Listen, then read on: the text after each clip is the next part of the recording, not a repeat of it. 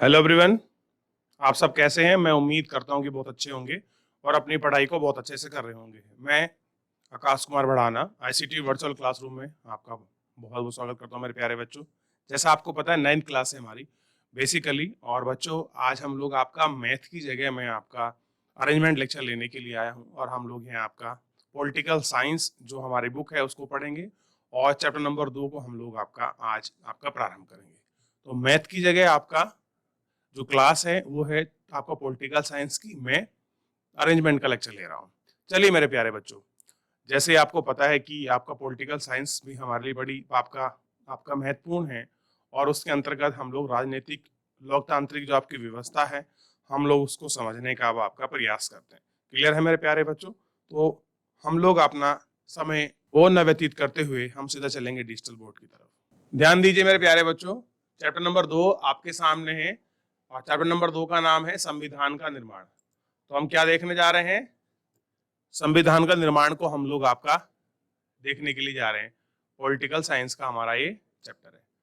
देखिए, सबसे पहले हम बात कर रहे थे, पिछले अध्याय में हमने देखा है कि लोकतंत्र में शासक लोग मनमानी करने के लिए आजाद नहीं है।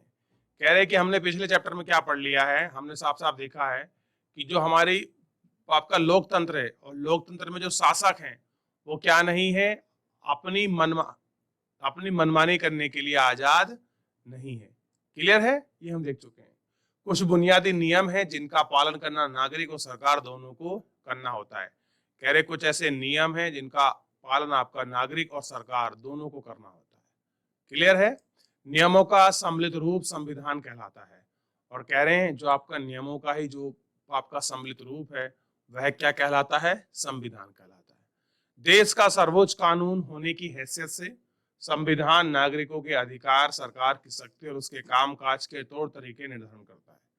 क्या करता है कि नागरिकों के जो अधिकार हैं और उनकी शक्ति हैं और उनके तौर तरीके जो हैं आपका निर्धारण करता है। ठीक, इस अध्याय में हम लोकतंत्र के संवैधानिक रूप पर बुनियादी सवाल उठाएंगे। हमें संविधान की जरूरत क्यों होती है, संविधान बनते कैसे हैं, उन्हें कौन बनाता है और किस तरीके से बनते हैं, किसी लोकतंत्र देश की संविधान को आकार देने वाले मूल्य कौन कौन से हैं, एक बार संविधान बन जाने के बाद क्या हम बाद में बदली हुई स्थितियों के अनुसार उसमें बदलाव कर सकते हैं।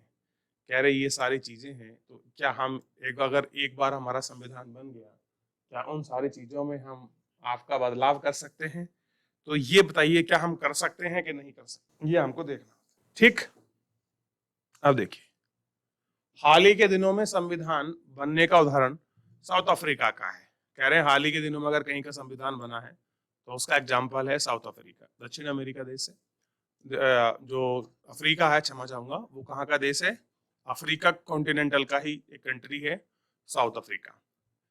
क्या हुआ और दक्षिणी अफ्रीकी लोगों ने किस तरह से संविधान निर्माण के काम को अंजाम दिया? कह रहे क्या हुआ था ऐसा कि वहां के लोगों ने आपका संविधान के निर्माण को अंजाम दिया। हम इस अध्याय के शुरुआत में इसी अनुभव पर गौर करेंगे और इसके बाद भारतीय संविधान के निर्माण और इसके पीछे के मौलिक विचार की आपका चर्चा करेंगे और देखेंगे कि आपके किस तरह से नागरिकों के जीवन और सरकार के कामकाज का अच्छा ढांचा उपलब्ध कराता है, कैसे ये सारी चीजें होती हैं, इसके विषय में हम लोग गौर करेंगे। कह रहे हैं कि दक्षिणी अफ्रीका में लोकतांत्रिक संविधान, ये है आपके नेल्सन मंडेला। देखिए, नेल्सन मंडेला को साउथ अफ्रीका में गांधी कहा जाता है। जिस तरह से महात्मा गांधी ने भारतीय आंदोलन को एक नई दिशा प्रदान की और एक अनोखी राजनीति का पूरे विश्व में एग्जाम्पल रखा, जो आपका सत्याग्रह, शांति, अवज्ञा को लेकर चली थी, जो अहिंसा के मार्ग पर थी, इसी तरह का कुछ आंदोलन उनसे प्रेरित होकर दक्षिण अफ्रीका के बहुत प्रसिद्ध नेता नेल्सन मंडेला ने भी इसी प्रकार का आपका एक आंदोलन किया था। आइए, तो इस प्रकार से जो है हम लोग अब आपका देखते हैं। मैंने गोरे के प्रभुत्व के खिलाफ संघर्ष किया। प्रभुत्व का मतलब है जब किसी का अधिकार होता है, किसी की सबसे ज्यादा मतलब सब कुछ उसी का होता है तो उसको बोलते हैं प्रभुत्व। तो मैंने क्या किया है? मैंने गोरों के प्रभुत्व के खिलाफ क्या किया है? संघर्ष किया है। और मैंने ही अश्वेत के प्रभुत्व का विरोध किया है। और कह रहे हैं कि जो आश्वेत हैं, जो काले हैं, उनका भी मैंने आपका, अगर वो बहुत सारे लोग हैं तो मैंने उसका भी विरोध किया है। ये कैसे व्यक्ति हुए? अब तक 2 लाइन पढ़ के पता चल रहा है कि ये गोरे और काले के बीच को ये किसी को भी सपोर्ट नहीं करते।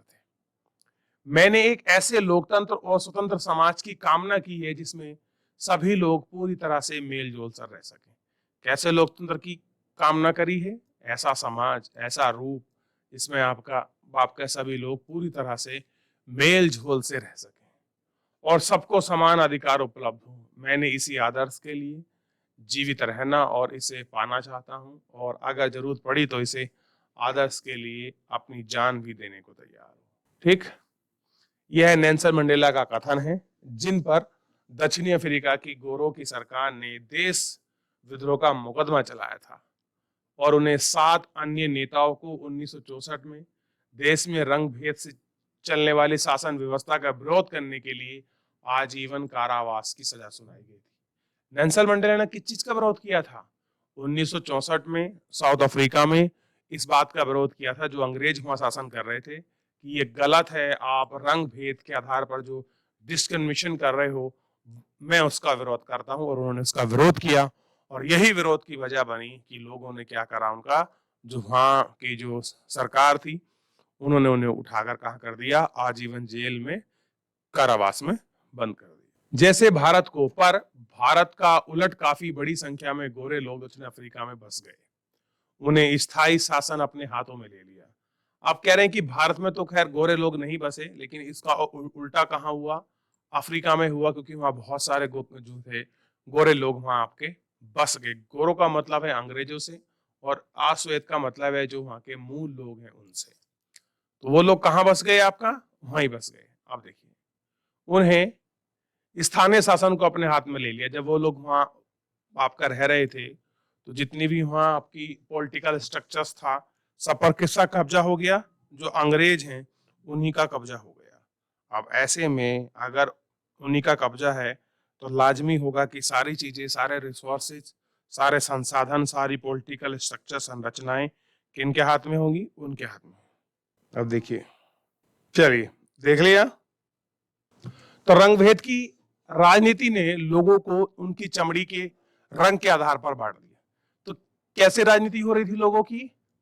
जो उनके रंग की चमड़ी है उसके आधार पर डिस्क्रिमिनेशन, यानी कि सफेद, यानी कि श्वेत, आश्वेत, काले गोरे के आधार पर साउथ अफ्रीका में क्या था? राजनीति। अब कह रहे हैं कि साउथ अफ्रीका के दक्षिणी लोगों की चमड़ी का रंग काला था। कह रहे जो वहां के स्थानीय लोग थे, अगर आप लोग देखोगे तो उनका रंग कैसा मिलेगा? ब्लैक मिलेगा, काला मिलेगा। आबादी में उनका हिस्सा कितना था? 3/4 थे। कितने थे? 3/4। और उन्हें क्या कहा गया? आश्वेत कहा जाता था।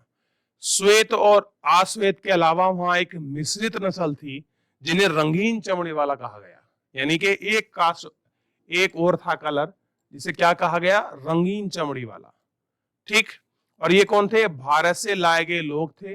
गोरे शासक गोरों के अलावा से सबको छोड़कर छोटा और नीचा मानते थे और उन्हें क्या था? वोट डालने का अधिकार भी नहीं था। यानी कि सबसे श्रेष्ठ कौन हुए? आपका श्वेत लोग, जो अंग्रेज थे, और बाकी वो क्या मांगते थे? अपने से सबको वो आपका नीचा ही समझते थे। ठीक, रंग भेद की शासकीय नीति आश्वेत के लिए खास तौर पर दमनकारी थी। कह रहे जिस तरह की नीति थी ये क्या थी उनके लिए? दमनकारी। दमनकारी मतलब उनको दबाने वाली। कह रहे उन्होंने गोरों की बस्तियों में रहने बसने की इजाजत नहीं थी। परमिट होने पर ही वे कहीं जाकर काम कर सकते थे। रेल, गाड़ी, बस, ट्रक, होटल, अस्पताल और कॉलेज, पुस्तकालय, सिनेमाघर, नाट्य तरण में साजिशों तक उन्हें गोरे और कालो रंग को एक कदम कदम पर अलग इंतजाम थे। यानी कि हर जगह गोरे और कालो का इंतजाम क्या था? अलग था। इसे पृथक्करण यानी कि अलग अलग करने का इंतजाम कहा जाता है। काले गोरों के लिए आरक्षित जगह तो कहीं आपका गिरजाघर बने तो कहीं नहीं। आश्वेत का संगठन बनने के लिए भेदपूर्ण व्यवहार करने का भी अधिकार नहीं था। 1950 में ही श्वेत रंगीन चमड़ी वाले भारतीय मूल के लोगों ने रंग भेद की प्रणाली के खिलाफ संघर्ष किया है। उन्हें विरोध प्रदर्शन करने हड़तालों की जांच करने और उन्हें भेदभाव करने वाली शासन पद्धति थी। ठीक क्या थी? शासन पद्धति थी। इनमें कई मजदूर संगठन और कम्युनिस्ट पार्टी भी शामिल थी। क्या थे? कई मजदूर संगठन थे और कई में कम्युनिस्ट पार्टी, यानी कि जो साम्यवाद को जो आपको फॉलो करती थी उनको क्या कहते हैं? Communist party. अनेक समझदार और संवेदनशील लोग गोरे के रंग भेद को समाप्त करने के लिए आंदोलन में अफ्रीकी नेशनल कांग्रेस के साथ आए। लोगों ने क्या किया कि हमको रंग भेद की नीति को आपको समाप्त करना, तो किसके साथ आए? अफ्रीकी नेशनल कांग्रेस के साथ आए।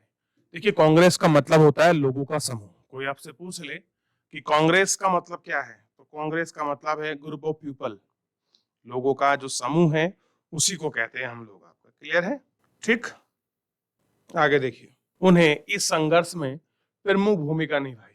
अनेक देशों ने रंग भेद की नीति की निंदा की, इस व्यवस्था के खिलाफ आवाज उठाई, लेकिन गोरी सरकार हजारों श्वेत और रंगीन चमड़ी वाले लोगों की हत्या और दमन कर कर अपना शासन जारी रखा। यानी चाहे लोगों ने कुछ भी कहा हो, लेकिन इन्होंने अपना जो शासन था वो जारी रखा। इन्होंने किसी की एक बात ना सुनी। तो ये स्थिति थी अफ्रीका के अंतर्गत जो आपकी कंडीशन बनी हुई। देख लिया आप लोगों ने?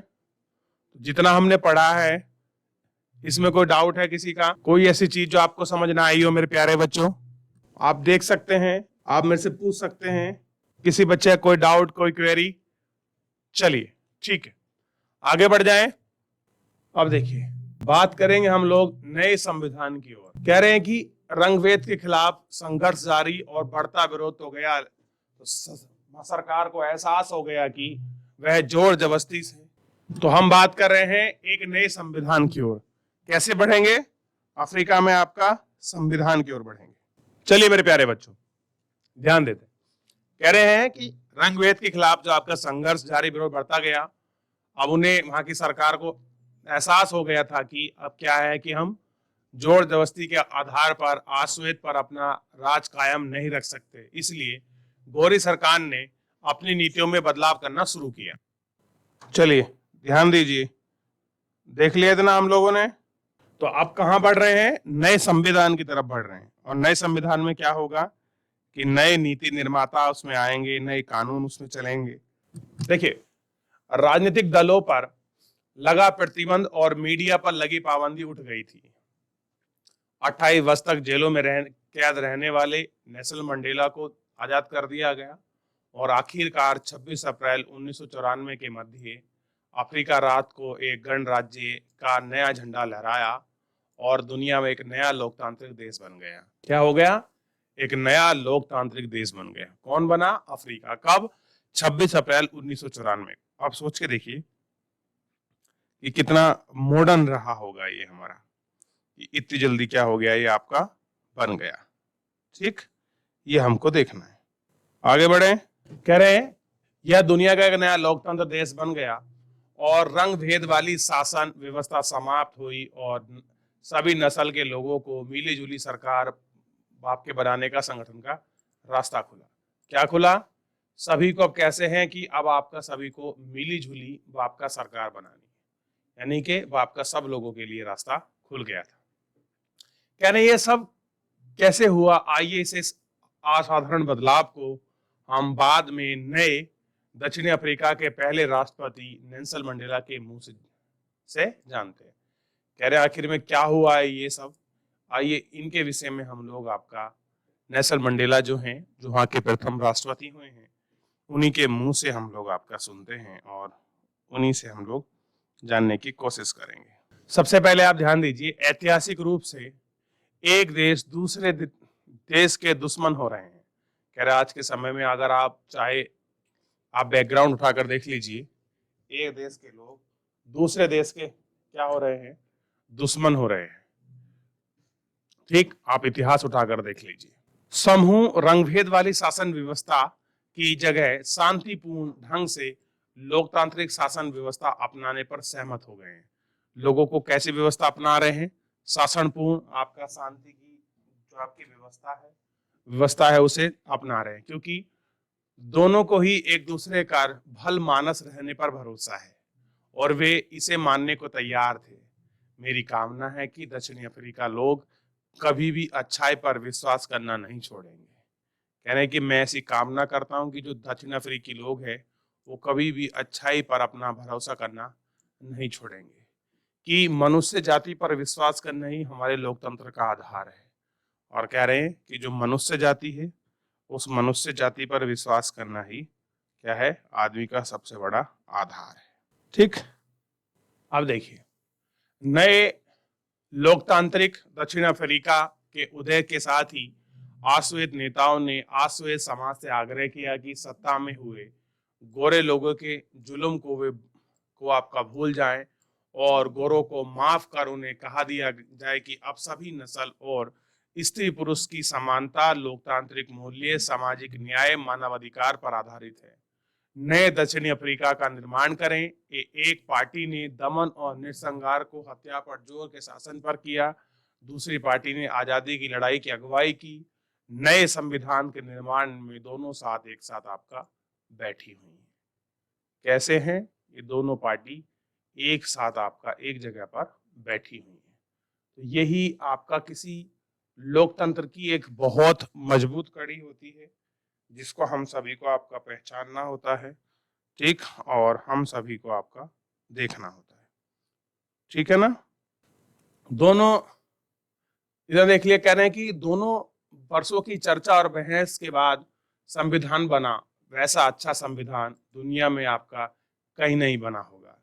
इस संविधान में नागरिकों को जितना व्यापक अधिकार दिए गए उतने दुनिया के किसी के संविधान में नहीं है। साथ ही उन्हें यह फैसला भी किया गया कि मुश्किल के मामले में समाधान की कोशिश में किसी को अलग नहीं किया जाएगा, ना ही किसी को बुरा और दुष्ट मानकर बर्ताव किया जाएगा। इस बात पर भी सहमति बनी कि जिसने जो भी कुछ किया है उन सब हर एक समस्या का समाधान करेगी, उससे भागीदारी होगी। दक्षिण अफ्रीका भागीदारी इसमें होगी। ठीक, अफ्रीकी संविधान की प्रस्तावना में ही भावना खूब ढंग से डूबी। दक्षिण अफ्रीका के संविधान से दुनिया भर के लोकतांत्रिक प्रणाली 1994 तक देश के विभिन्न लोकतांत्रिक तौर तरीकों के लिए निंदा की गई। आज उसे लोकतांत्रिक के मॉडल के रूप में देखा जाता है। यह कामना दक्षिण भारत के लोगों द्वारा रहने पर, साथ ही काम करने पर पुराने कड़वे अनुभव को इंद्रधनुष के समाज बनाने में सब एक रूप से साझेदार समझदारी बनने के कारण संभव हुआ। एक बार फिर से नेल्सन मंडेला के सब समझते हैं। दक्षिण अफ्रीका का संविधान इतिहास और भविष्य दोनों की बात करता है। एक तरफ तो यह पवित्र समझौता है कि दक्षिणी अफ्रीका के रूप में एक दूसरे से यह वादा करते हैं कि हमें रंग भेद की क्रूरता और दमनकारी इतिहास को फिर से दोहराने की अनुमति नहीं है। और इस बात पर इतनी है कि हमने यहाँ देश में इन सभी लोगों को द्वारा वास्तविक अर्थों में समझने के लिए घोषणा भी की गई। श्वेत और अश्वेत, स्त्री और पुरुष समाज के रूप से हम सभी एक हैं। तो कैसी बात कर रहे थे कि स्त्री और पुरुष कैसे हैं? हम सभी एक हैं। चलिए ध्यान रखिए इतना। तो इतना हम लोग इसके अंतर्गत आपका देख चुके हैं और अब हम इसमें शुरू करेंगे हमें संविधान की जरूरत क्यों होती है, और इसी को हम लोग आपका समझेंगे और इसी पर हम ध्यान भी देंगे। तो मेरे प्यारे बच्चों, आपने जानने की कोशिश की कि आखिरकार साउथ अफ्रीका में संविधान किस तरह से बना। श्वेत और अश्वेत लोगों के बीच जो आपका संघर्ष था, उस संघर्ष की आपका समाप्ति हुई और नेल्सन मंडेला ने आपका किस तरह से अश्वेत लोगों को समझाया और आपका बताने की कोशिश की कि हमें किस तरह से आपके नए लोकतंत्र की स्थापना करनी है और क्या हमारे व्यापक अधिकार हैं और हम कभी भी अलग नहीं होंगे। तो इस तरह के आपका नए संविधान की, नए लोकतांत्रिक देश की स्थापना हुई। तो मेरे प्यारे बच्चों, फिलहाल आज के लिए इतना ही। मिलते हैं नेक्स्ट लेक्चर में। धन्यवाद।